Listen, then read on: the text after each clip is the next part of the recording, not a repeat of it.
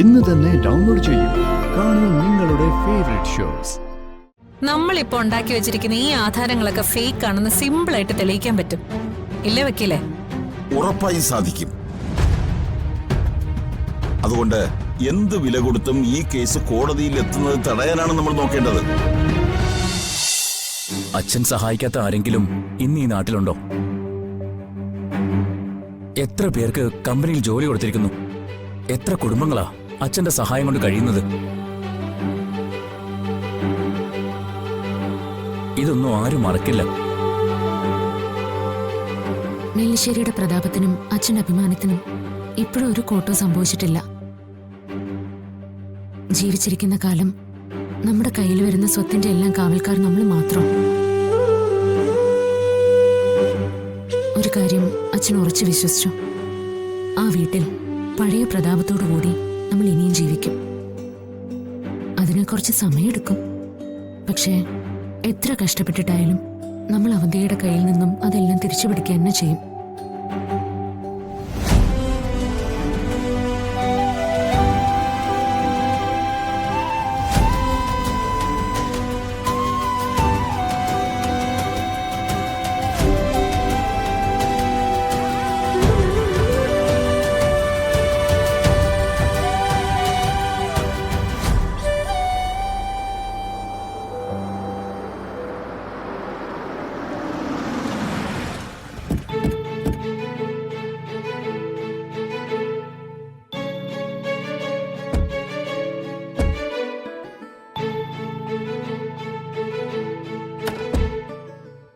വേണ്ട, നീ അങ്ങോട്ടേയല്ലേ?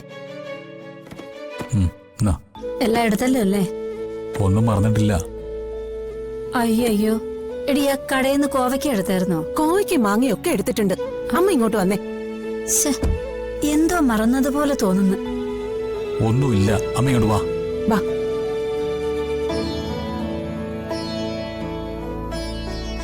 ആഹാ, ആരൊക്കെ ഇത്? ഇതെന്താ കയ്യിൽ ഒരുപാട് സാധനങ്ങളുണ്ടല്ലോ. അതെ, വരുന്ന വഴിക്ക് നല്ല കുറെ പച്ചക്കറിയുണ്ട്. നല്ല കോവയ്ക്കയും മത്തങ്ങയും. ഇപ്പോഴത്തെ കാലത്ത് വിഷമില്ലാത്ത പച്ചക്കറി കിട്ടാൻ തന്നെ വലിയ പാടാ.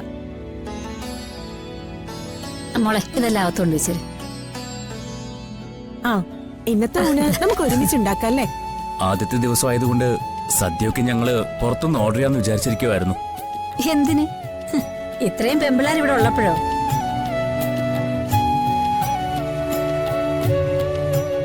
അല്ല മോളെ, നീ പാല് കാച്ചിയോ?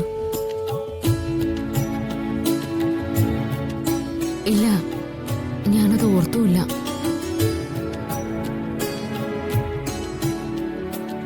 എന്തായാലും നമ്മളൊരു പുതിയ വീട്ടിലേക്ക് താമസം തുടങ്ങല്ലേ, അപ്പൊ ഐശ്വര്യമായിട്ട് പാല് കാച്ചി തന്നെ തുടങ്ങണം.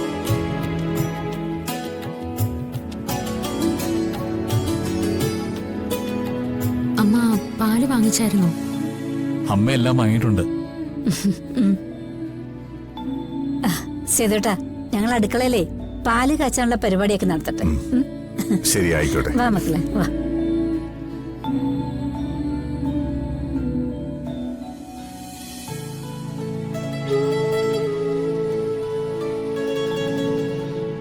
കമലയുടെ ഉള്ളിൽ നല്ല വിഷമമുണ്ട്.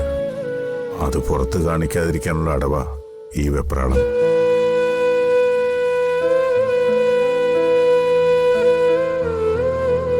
അഭിനയിക്കാൻ ആ പാവത്തിന് അറിഞ്ഞൂടാ.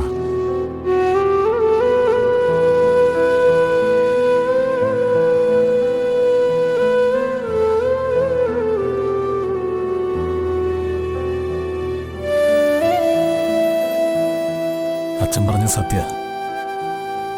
അമ്മ ഇവിടം വരെ കാറിലിരുന്ന് കരയായിരുന്നു. എല്ലാവരുടെ ഉള്ളിലും ആ കരച്ചിലുണ്ട്.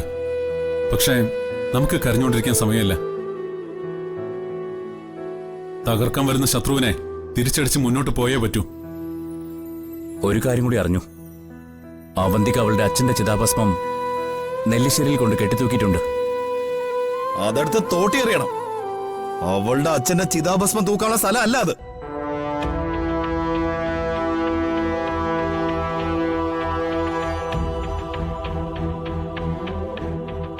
അതിന്റെ പേരിൽ ഇനി ഒരു വഴക്കിനും പോകണ്ട.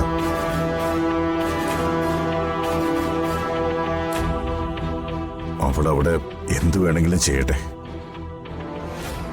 ഇനി കുറച്ചു കാലത്തേക്ക് ഇതാ നമ്മുടെ വീട്.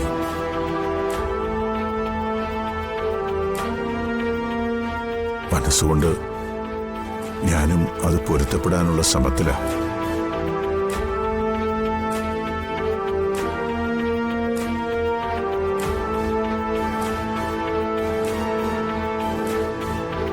അച്ഛാ,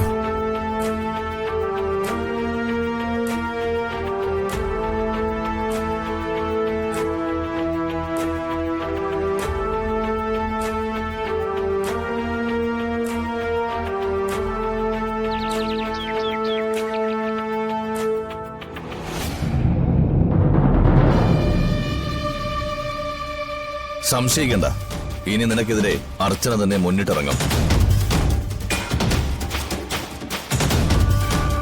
ആരൊക്കെ ഇറങ്ങിയാലും ഇപ്പൊ നമ്മൾ ഉണ്ടാക്കി വെച്ചിരിക്കുന്ന ഈ കുരു കഴിച്ചെടുക്കണമെങ്കിൽ ഒരുപാട് പ്രയാസപ്പെടേണ്ടി വരും. അങ്ങനെ അങ്ങ് നിസ്സാരമായിട്ട് പറയാൻ വരട്ടെ പോറ്റി സാറേ. നിങ്ങൾക്ക് അർച്ചനെ അറിയാൻ വയ്യാത്തോണ്ടാ. ഒരു കാര്യം തീരുമാനിച്ചിറങ്ങി പുറപ്പെട്ടാ അതിന്റെ അന്ത്യം കണ്ടിട്ട് മാത്രമേ അവള് തിരിച്ചു വരൂ. അത് ഞാൻ ഒരുപാട് തവണ കണ്ടിട്ടുള്ളതാ.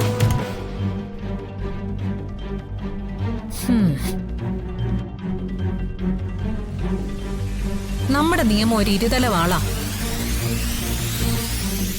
നമ്മളെ അടിച്ച അതേ നിയമം കൊണ്ട് തന്നെ ശത്രുവിനെ നമുക്ക് തിരിച്ചടിക്കാനും കഴിയും. ആ വഴി തന്നെ ആയിരിക്കും അർച്ചനയെ സ്വീകരിക്കാൻ പോകുന്നത്. ഈ കേസ് എത്രയും പെട്ടെന്ന് കോടതിയിലെത്തിക്കാൻ. വില്ലേജ് ഓഫീസിലും താലൂക്ക് ഓഫീസിലും ഒക്കെ നമ്മൾ കറക്റ്റ് ആയിട്ട് കാര്യങ്ങൾ ചെയ്തിട്ടുണ്ട്. അതുകൊണ്ടൊന്നും വലിയ കാര്യമില്ല മൂർത്തി. കേസ് കോടതിയിലെത്തിയാൽ മിടുക്കനായ ഒരു വക്കീൽ രണ്ടും കൽപ്പിച്ചിറങ്ങി പുറപ്പെട്ടാൽ നമ്മളിപ്പോ ഉണ്ടാക്കി വെച്ചിരിക്കുന്ന ഈ ആധാരങ്ങളൊക്കെ ഫേക്ക് ആണെന്ന് സിമ്പിളായിട്ട് തെളിയിക്കാൻ പറ്റും. ഇല്ലേ വക്കീലേ? ഉറപ്പായും സാധിക്കും. അതുകൊണ്ട് എന്ത് വില കൊടുത്തും ഈ കേസ് കോടതിയിൽ എത്തുന്നത് തടയാനാണ് നമ്മൾ നോക്കേണ്ടത്. വക്കീല് പേടിക്കണ്ട, അതിനുള്ള കെട്ടുകളൊക്കെ ഞാൻ കെട്ടിയിട്ടുണ്ട്. മാനിപ്പുലേറ്റ് ചെയ്ത് എന്തുണ്ടാക്കിയാലും അതെല്ലാം ഒരു ദിവസം വെളിയിൽ വരും. അത് പ്രകൃതി നിയമോ. പക്ഷെ എനിക്കിവിടെ ജയിച്ചേ പറ്റൂ.